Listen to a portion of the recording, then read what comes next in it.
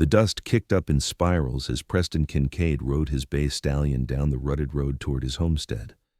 The sunset painted the Montana sky with blazes of orange and purple that reminded him of the dresses Marianne used to wear before the fever took her 3 winters past.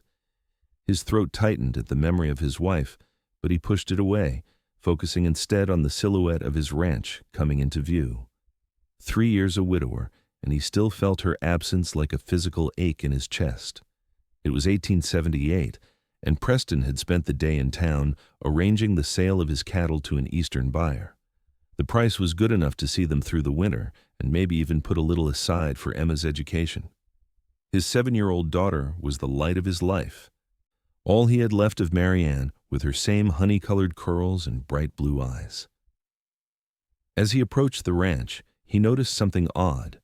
Martha Mason, the young schoolteacher who had been looking after Emma since the school day ended, was pacing anxiously on the porch, her dark brown hair escaping its usual neat bun, her hands twisting the fabric of her skirt. "Mr. Kincaid," she called out as soon as she spotted him. "Thank goodness you're back." Preston dismounted quickly, his heart hammering. "What's wrong? Where's Emma?" "I've been looking everywhere for her," Martha said, her voice trembling. "She was upset after school today. Some of the children were teasing her about not having a mother. I tried to comfort her, but when we got home, she ran off. I've checked the house, the chicken coop, everywhere I could think of. But wow." Preston didn't wait for her to finish. "The barn," he said grimly. "She goes there when she's upset. Her mother used to take her there to see the new foals." He strode toward the weathered structure, Martha following close behind. The setting sun cast long shadows across the yard as they reached the barn doors. Preston pushed them open, wincing at the familiar creak of the hinges. "Emma," he called softly into the dimness. A small sniffling sound came from the back corner, near where their old mare Penny was stabled. Preston moved carefully through the barn, past stacks of hay and farming equipment, until he reached the source of the sound. Emma sat huddled in the corner, her small shoulders shaking with each sob. Her dress was dusty, her face streaked with tears and dirt. She looked up at him, her blue eyes so like her mother's filled with pain that no child should know. "They said I'm not a real girl because I don't have a mama to braid my hair," Emma whispered. "They said I'm going to grow up strange because I only have a papa." Preston felt his heart break anew as he knelt beside his daughter. "Oh, Emma," he said, gathering her into his arms. "Those children don't know what they're talking about." Martha approached slowly, her expression full of compassion. From her pocket, she pulled out something Preston hadn't seen in years, a small rag doll with yarn hair and a blue calico dress. It had been Marianne's creation, made for Emma when she was just a baby. "I found this in the attic last week when I was helping clean," Martha said softly. "I was going to fix it up as a surprise, but—" She handed the doll to Emma with a gentle smile. "I think you might need her now." Emma reached out hesitantly, taking the doll with trembling fingers. "Mama made this," she whispered, recognition dawning in her tear-filled eyes. "Yes, she did," Preston confirmed, his voice rough with emotion. "Your mama put all her love into that doll, just like she put all her love into you." Martha knelt down beside them, her skirts pooling around her on the straw-covered floor. "And you know what? Your mama would be so proud of the girl you're becoming. So brave and smart and kind." Emma clutched the doll to her chest, her sobs gradually subsiding. "But who's going to teach me lady things? Who's going to help me with my hair and dresses when I grow up?" Martha and Preston exchanged a glance, something unspoken passing between them. Preston had noticed Martha's kindness since she'd arrived in town 6 months ago to take over the schoolhouse. She was different from the other single women in town, less interested in finding a husband than in teaching her students, more likely to have her nose in a book than to gossip at church socials.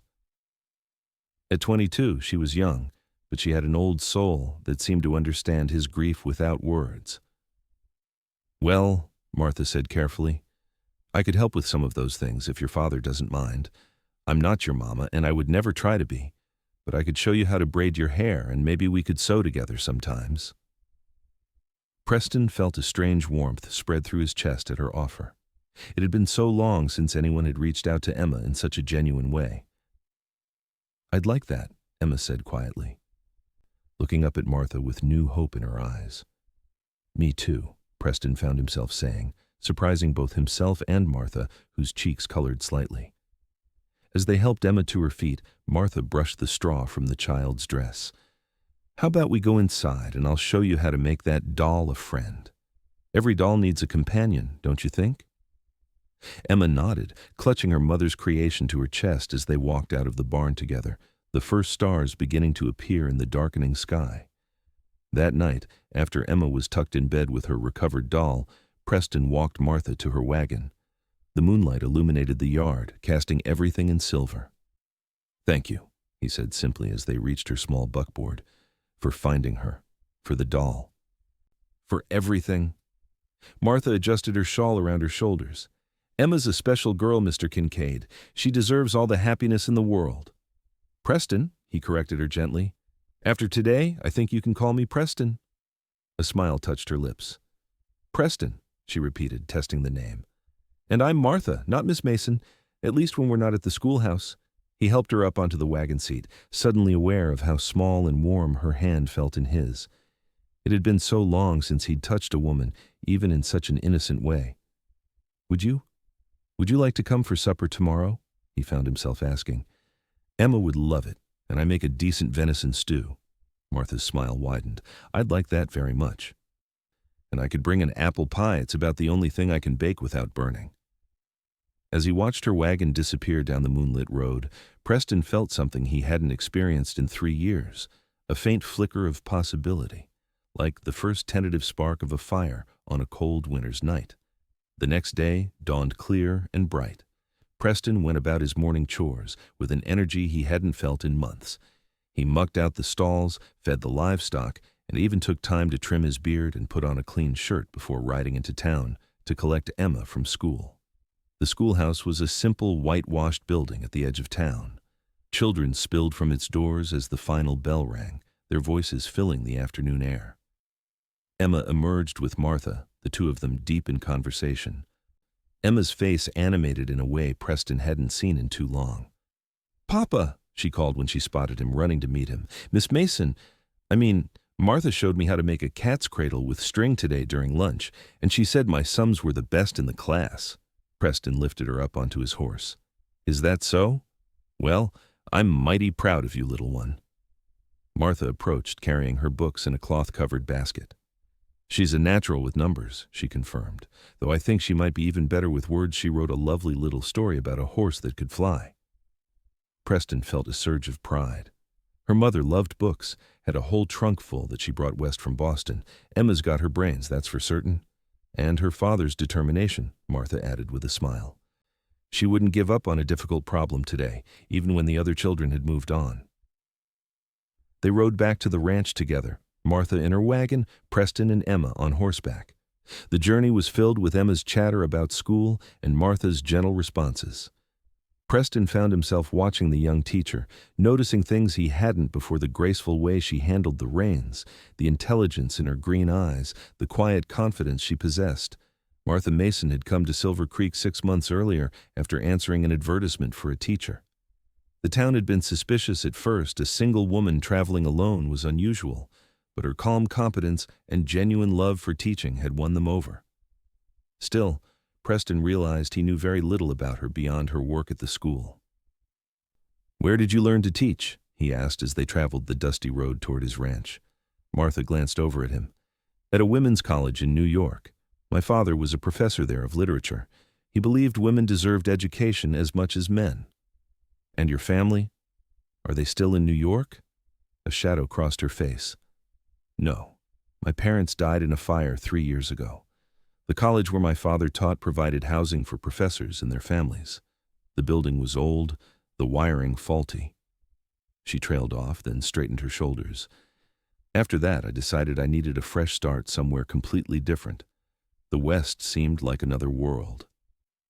Preston nodded, understanding all too well the need to escape grief. "It is another world out here, harder in some ways, simpler in others." "I've found that simplicity refreshing," Martha admitted. "In New York, there were so many social obligations, so many rules about how a lady should behave.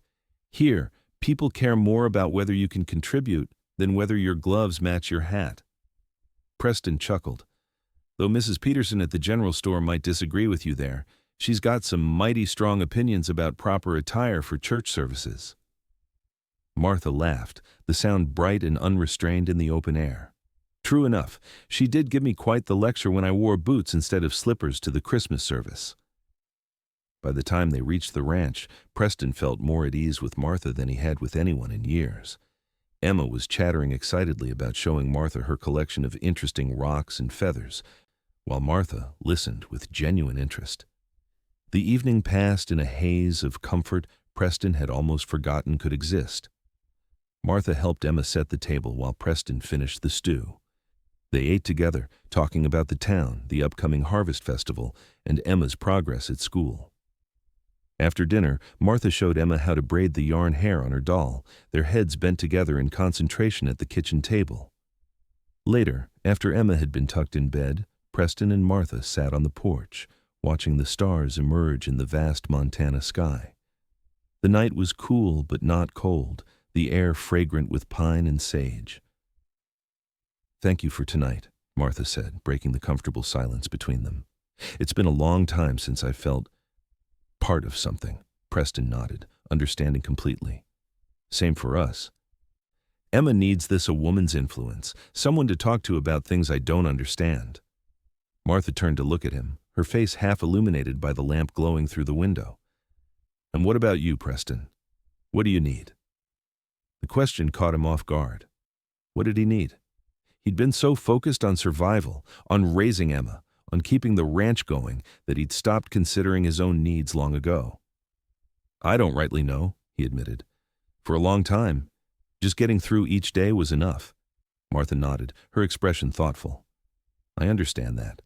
After my parents died, I thought I'd never want anything again except to escape the pain. But eventually, I started to feel hungry for life again." "Are you hungry for life?" he asked, studying her profile in the dim light. She smiled, a small, private expression. "I'm starting to be. Silver Creek has been good for me. The children, the community, you and Emma." The admission hung in the air between them, delicate as a soap bubble. Preston felt something shift in his chest, a loosening of the bands of grief that had constrained him for so long. "Would you like to come to the Harvest Festival with us? As our guest?"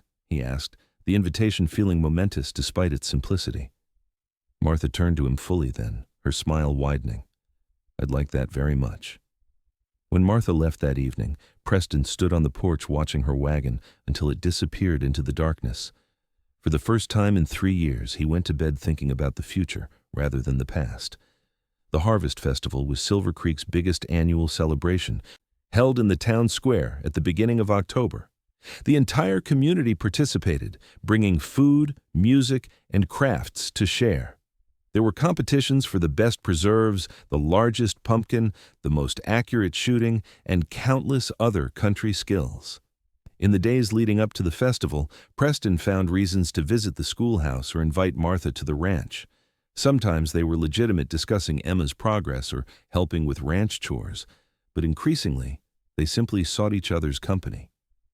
Martha taught Emma to make corn husk dolls and showed her how to identify wildflowers in the meadow behind the ranch.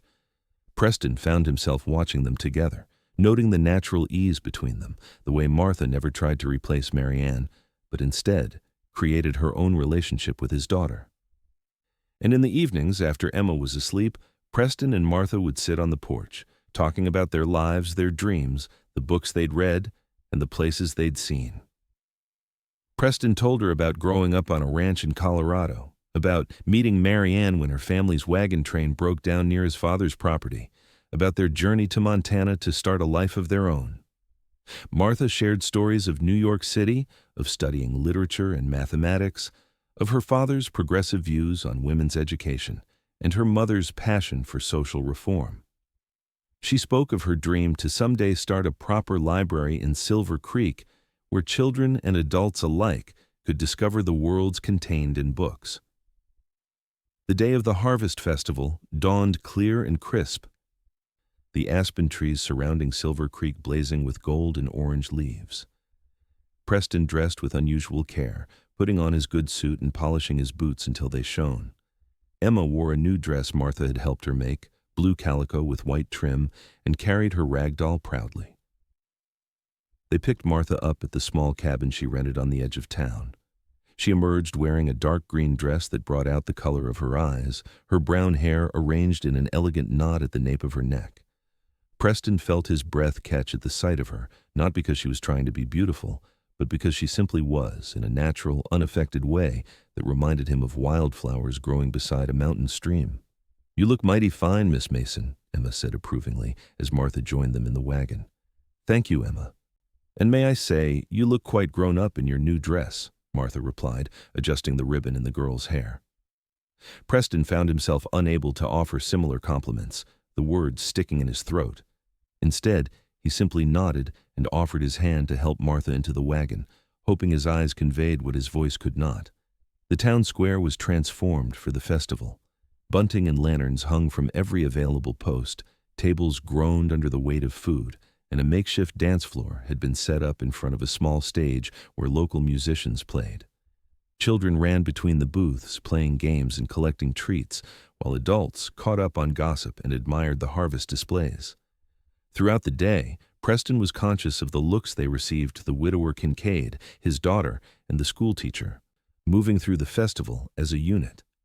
Some glances were approving, others speculative, and a few particularly from unattached women who had set their caps at Preston over the years were distinctly cool.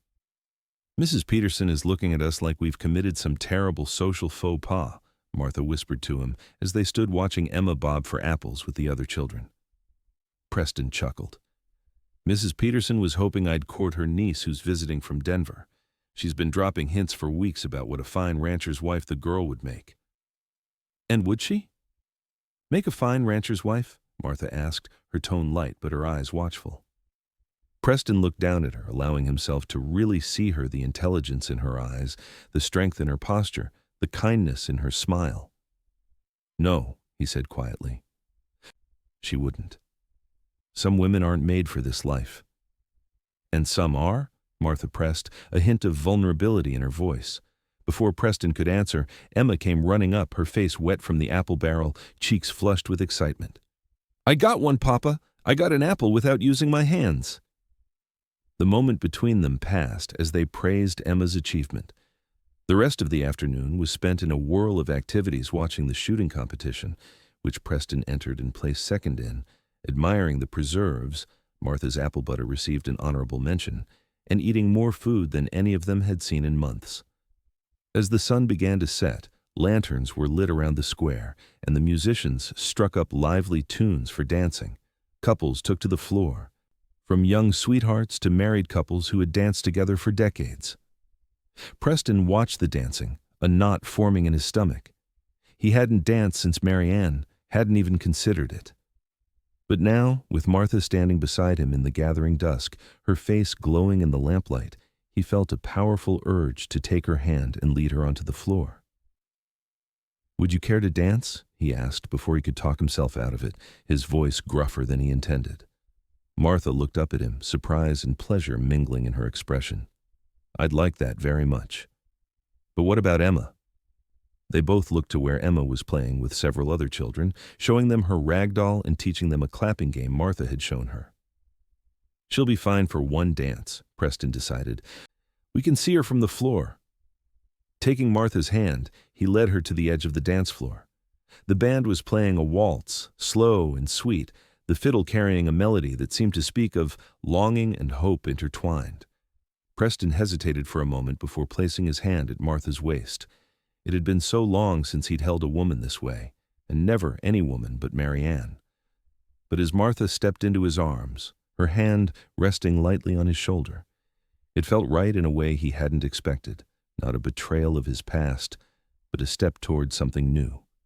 They moved together awkwardly at first, Preston remembering the steps, Martha following his lead. But gradually they found their rhythm, turning in slow circles beneath the October stars. Preston was acutely aware of every point where they touched his hand at her waist, her hand in his, the occasional brush of her skirts against his legs. "I haven't danced in years," he confessed quietly. Martha's eyes met his, understanding in their depths. Neither have I. Not since before my parents died. Does it feel strange to be dancing again? He asked. She considered the question, her head tilted slightly. Not strange. Different. Like opening a window in a room that's been closed up for too long. A little scary, but necessary. The poetry of her words struck him. This educated woman from the East with her books and ideas, she understood grief in a way few did. She knew what it was to rebuild a life from ashes. When the song ended, they remained for a moment on the dance floor, neither quite ready to break the spell that had fallen over them. Then Emma came running up, her eyes wide with excitement. "You were dancing!" she exclaimed, looking from Preston to Martha and back again. "You looked like the prince and princess in my storybook." Martha laughed, bending down to Emma's level. "Well, I don't know about that. Your father is certainly a better dancer than I am."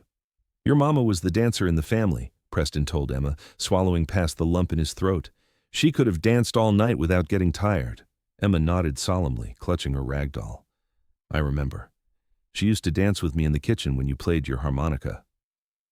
The memory hit Preston like a physical blow, Marianne swinging Emma around their small kitchen, both of them laughing while he played simple tunes on the harmonica his father had given him. He hadn't touched the instrument since Marianne's death. Martha seemed to sense the shift in his mood. "I think they're about to start the lantern ceremony," she said gently. "Shall we go watch?" The lantern ceremony was a tradition in Silver Creek. As night fell completely, everyone wrote wishes or prayers on small pieces of paper, which were then attached to paper lanterns. When lit, the lanterns rose into the night sky, carrying the community's hopes upward. Preston, Martha, and Emma made their way to the table where paper and pencils were provided. Emma immediately began writing, her tongue caught between her teeth in concentration. Martha wrote something quickly, folding the paper carefully before anyone could see it. Preston stared at the blank slip in front of him. What did he wish for? For so long, his only wish had been impossible to have Marianne back. But now, looking at Martha helping Emma attach her paper to a lantern, he felt a new wish forming in his heart. He wrote it down quickly, almost afraid to acknowledge it even to himself, and folded the paper tightly before securing it to his lantern. As the community gathered in a circle, each person or family holding their unlit lanterns, Reverend Johnson stepped forward. "Friends and neighbors," he began, his voice carrying across the hushed square, "tonight we continue our tradition of sending our hopes and dreams heavenward. Some of us carry wishes for prosperity, some for health, some for love. Some carry prayers for those we've lost, and others for those yet to come into our lives. Whatever you've written on your paper, know that it rises tonight on the wings of community and faith." One by one, the lanterns were lit. Preston helped Emma light theirs, watching as the paper slowly filled with hot air and began to tug upward. Martha held her lantern beside them, the light illuminating her face with a golden glow. "On the count of 3, called the Reverend. 1, 2, 3. As one, the community released their lanterns. Dozens of glowing lights rose into the night sky, a constellation of human hopes drifting above the town. Preston watched their 3 lanterns rise, his, Emma's, and Martha's, flying close together as if reluctant to be separated. "What did you wish for, Papa?"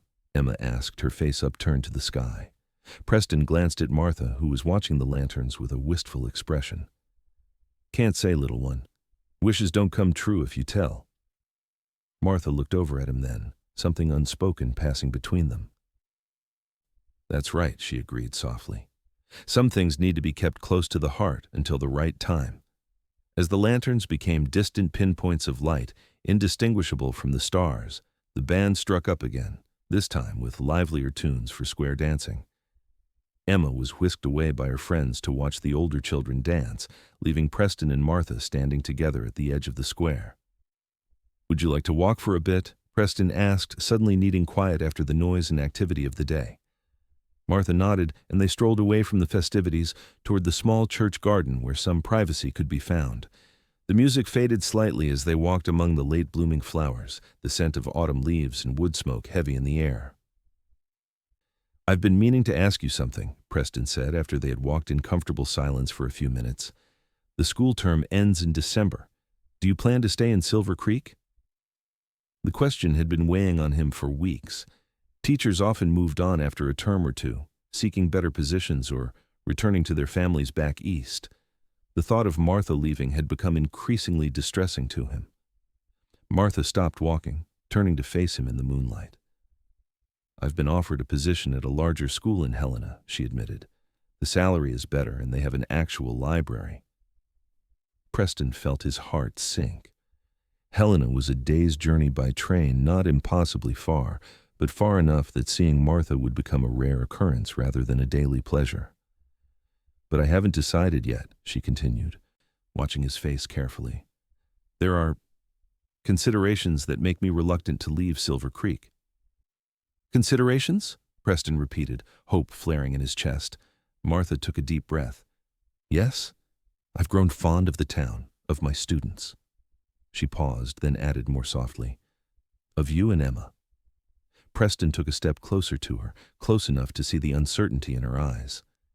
We've grown fond of you too, he said, his voice rough with emotion. More than fond. Martha's eyes widened slightly. Preston, I would never presume to. I know how much you loved your wife, how much you still love her. I would never try to replace her in your heart or in Emma's. I know that, he said gently, taking her hand in his, and I'll always love Marianne. She was the mother of my child, my partner for 10 years. But Marianne herself used to say that the heart isn't like a cup with only so much room in it. It's more like a garden that can always grow more flowers if tended properly. Tears glistened in Martha's eyes. That's beautiful. She was a beautiful soul, Preston agreed, and I think she would approve of you, of how you've helped Emma, of the way you respect her memory. He paused, gathering his courage. Of how you've helped me learn to live again, not just survive. Martha's hand trembled in his.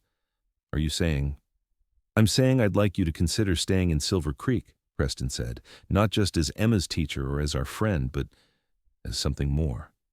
If you'd be open to that possibility. Martha's free hand rose to touch his face, her fingers gentle against his cheek. I wrote that on my lantern, she whispered. My wish was for the courage to tell you how I feel, that I've come to care for you deeply, Preston, for both you and Emma. Preston covered her hand with his, turning his face to press a kiss to her palm.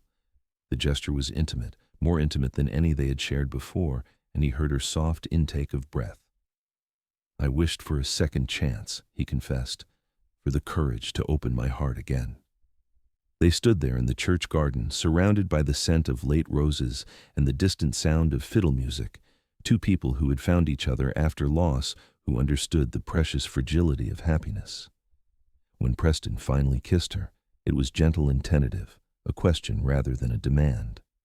Martha answered by stepping closer, her hands sliding to his shoulders as she returned the kiss with equal tenderness.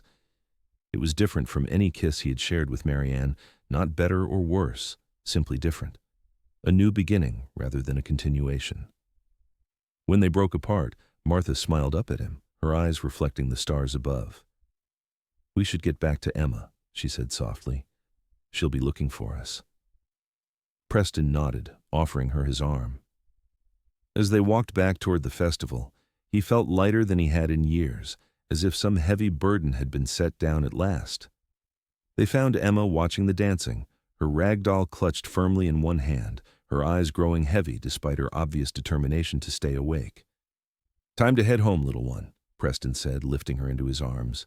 Emma settled against his shoulder, her doll pressed between them. Can Martha come back to the ranch with us? She asked drowsily. I want to show her how I made a bed for my doll with the scraps from my dress. Preston looked at Martha questioningly. It was late, and propriety suggested he should take her back to her cabin in town. But the thought of ending this perfect day so soon was difficult to bear.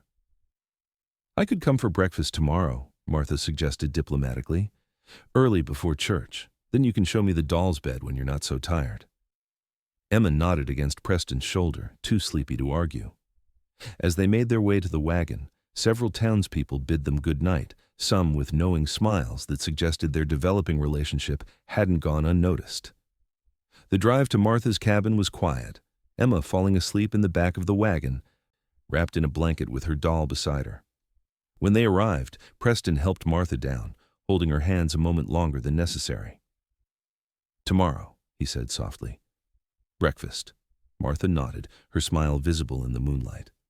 "I'll bring those books I mentioned for Emma, and maybe we could talk more about what happens after the school term ends." Preston touched her cheek gently. "I'd like that." As he drove away, Emma sleeping peacefully behind him, Preston felt a sense of rightness settle over him. The future, which had for so long seemed like a bleak continuation of grief and responsibility, now held the promise of joy. The next few months passed in a blur of ordinary days made extraordinary by Martha's increasing presence in their lives. She joined them for meals several times a week, helped Emma with her studies, and gradually, items belonging to her began to appear at the ranch, a shawl draped over a chair, books on the shelves beside Marianne's collection, a jar of her apple butter in the pantry. Preston and Martha moved slowly, both understanding the need for caution, both carrying scars from their past losses. But by the time the first snow fell in late November, Preston knew with certainty that what he felt for Martha was love, different from what he had shared with Marianne, but no less real or profound. Emma flourished under Martha's attention. The girl who had sobbed in the barn clutching her rag doll now laughed freely, her hair neatly braided each morning by Martha's skilled hands, her mind expanding with the books and knowledge Martha shared. One evening in early December, as they sat by the fire after Emma had gone to bed, Preston took Martha's hand in his. "The school term ends in 2 weeks," he said, his thumb tracing circles on her palm. "Have you made your decision about Helena?" Martha set aside her mending one of Emma's dresses that had torn at the seam and looked at him seriously. "I've written to decline the position," she said. "I'm staying in Silver Creek." Relief flooded through Preston, followed quickly by a surge of love so intense it nearly took his breath away. "I'm glad," he said simply, his voice thick with emotion. Martha smiled, her eyes reflecting the firelight. "I have a condition, though," she added, a hint of mischief in her voice. "Oh?" Preston raised an eyebrow, playing along. "And what might that be?" Martha's expression grew more serious. "That we stop pretending this is temporary, that we acknowledge what's happening between us, what we mean to each other." Preston nodded slowly. "That seems fair. In fact," he reached into his pocket, withdrawing a small object he'd been carrying for days, waiting for the right moment. "I was hoping you might consider making it official." Martha's eyes widened as he opened his hand to reveal a ring, a simple gold band with a small pearl set in the center. "It was my grandmother's," he explained. "Not fancy like what you might have had back east, but solid. Like what I can offer you, not a grand life, but a good one, built on respect and caring, and yes, love." Tears filled Martha's eyes as she looked from the ring to Preston's face. "Are you asking me to marry you, Preston Kincaid?" "I am," he confirmed, his heart thundering in his chest. "I love you, Martha Mason, not instead of Marianne, but in addition to her, a new chapter in a book that I thought was finished. And Emma loves you too. You've brought light back into our home, hope back into our lives." Martha didn't hesitate. "Yes," she said, her voice steady despite the tears on her cheeks. "Yes, I'll marry you." Preston slipped the ring onto her finger, then pulled her close, kissing her with all the passion and tenderness he felt. Martha responded in kind, her arms winding around his neck, her body fitting against his as if they had been made for each other. When they finally broke apart, Martha rested her forehead against his. "When?" she asked softly. "After Christmas?" Preston suggested. "Give Emma time to get used to the idea. Give us time to prepare." Martha nodded.